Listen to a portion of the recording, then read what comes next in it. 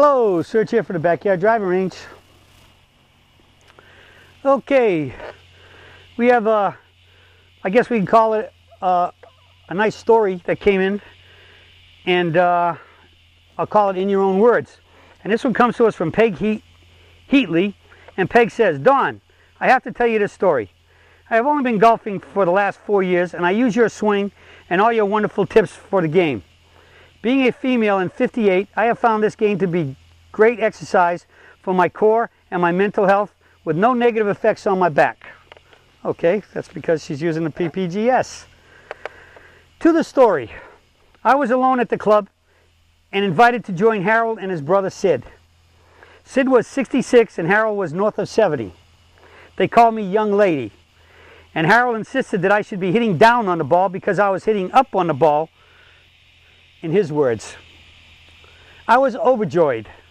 Sid turned so far and put the club so deep in the sacred burial ground that I wondered if he will require back surgery soon. He actually hit the ball well, but it hurt me to watch his swing. Wow, I feel like I could join you on a video. LOL, I guess that means lots of luck, I think. Peg. All right, Peg, great story, because I think that happens a lot to vertical golfers, to peak performance swingers, vertical golfers.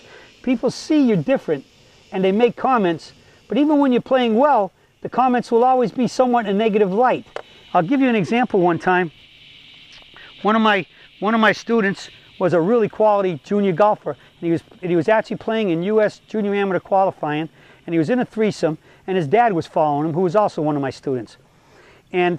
And he was playing brilliantly, and I believe he qualified to go to the match play portion of that. I mean, where you qualify first to get there, and then once you get to the actual tournament, if you get there, there's a 36-hole qualifier to make the 64 spots of match play. All right, so there's a second qualifier, and it's usually 36 holes. So he was playing really good, and the father told me he got out the 16th hole. He pulled a shot in the left rough, and the two other fathers said, see, look at that vertical swing. You said your son doesn't, look at that shot he just hit in the left rough over there. And the father told me, he looked at him, he said, yo, bros, that's the first fairway he's missed. Your sons have been in the right woods one hole, left woods the next hole. What are you talking about? You ought to be watching him. All right? Now, Peg's on the other side of the coin. She's playing with them, and they start talking to her. I can't tell you how many times I've had golfers call me, and this happens a lot with young ladies, and they're at a driving range, whether it be a regular public driving range without a golf course, or at a driving range on their course, and they're hitting balls, and a golfer walks up to them. In most of the cases, it's older gentlemen, well past their 60s, into their 60s and beyond, and they come over and they're trying to be nice, and they're trying to help you give you some advice. And most of the time, I tell my students, somewhere in the first few lessons, that once you stop playing golf with this swing, because 99% of the world is on that side of the street, and now you're on that side of the street, they're going to see the difference. And even if you're hitting good shots, there's a good probability somebody's going to comment derogatorily about what you're doing, even though you may be doing it better than they're doing it. Okay? And the crazy thing is they're seeing some of the things to talk about, like Peg just said here, that Sid, that Harold insisted, and Harold was the one north of 70, so he was the older of the two, and yet he commented that she was hitting down on the ball.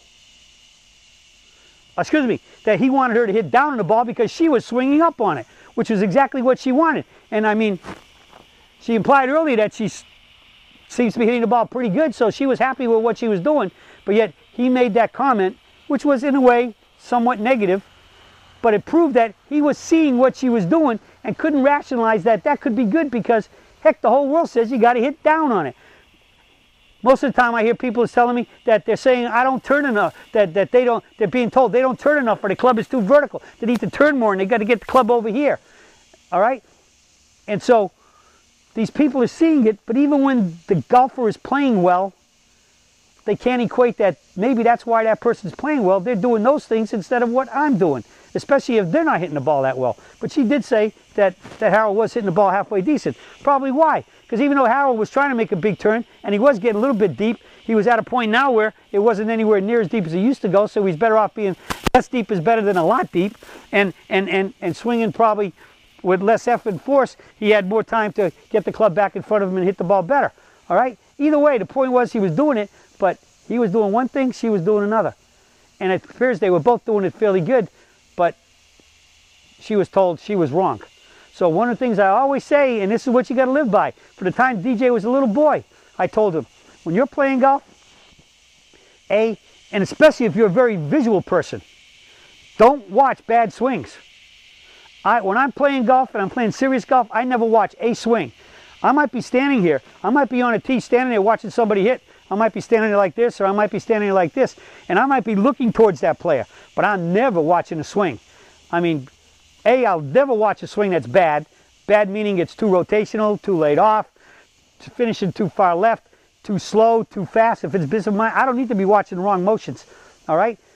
I'm basically looking at that ball because I have a duty, especially if I'm in a tournament, and just for social play to help a person. If they hit a ball offline, say in a lateral water hazard, where did it cross the line so we can make a correct judgment and a correct ruling for where that next shot has to be hit for the correct position for the what happened. So I'm only watching the ball. I never watch the swing. And I never watch it when I'm playing because in many cases I can't look at a swing without somehow starting to evaluate it. And when I'm playing for a round of golf, even if it's for social golf or just playing golf that I want to shoot a good score, and I'm always trying to play the best I can play, hit the best shots I can hit, I'm not watching golf swings. And especially in a tournament. I'm watching their ball where it goes, that's it. So I'm standing here looking at the ball. And naturally, anybody who knows me is not going to be trying to give me advice as to what I'm doing right or wrong.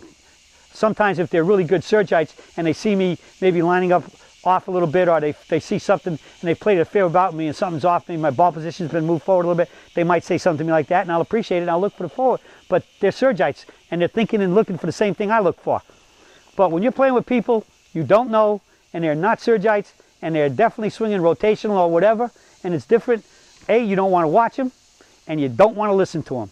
And just have some polite thing. Excuse me, I have a pro, I take my lessons from my pro, and I listen to him, and I would prefer it if you wouldn't give me any advice because I'm happy with what my pro's teaching me, and it's definitely different than what you're doing, and I like what he's doing, and you might even want to tell him, I'm doing PPGS, and here's where you go to find, go on the web to get it, and give him the advice to say it, because if you're not happy, this is where you might want to go, but please, I enjoy your company, but let's just leave it at that.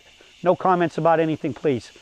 Find a nice way to politely tell them, and at the same tell them that you know you're different from them and they're different from you, and you like what you're doing and not them. All right, so that's today's message more than anything. Talk is cheap, comments are easy, and it's like in many cases they say advice is worth what you pay for it, and but it doesn't guarantee if you pay a lot, it's still great advice. It'd be good to make sure you go to somebody you know who has a great reputation for giving great advice. But if it's coming free, and especially from somebody who's not swinging like you are, just politely tell them you're not interested in their advice and you're definitely not going to watch them swing. Watch their ball, but don't watch them swing to hit the ball because it can just mess up your thoughts and your visions in your mind. All right? So that's today's lesson on things that are going to happen to you, and it probably happened to every one of you Sergites out there already, and will happen to you again and again and again, because as you know, we're different. We're on that side of the street and everybody's over there. So for us to stay where we are and keep doing PPGS the way we want to swing, keep an open, clear mind, and don't let anybody shovel trash into your brain. All right? That's it for the Surge for today, and I'll be talking with you all again soon.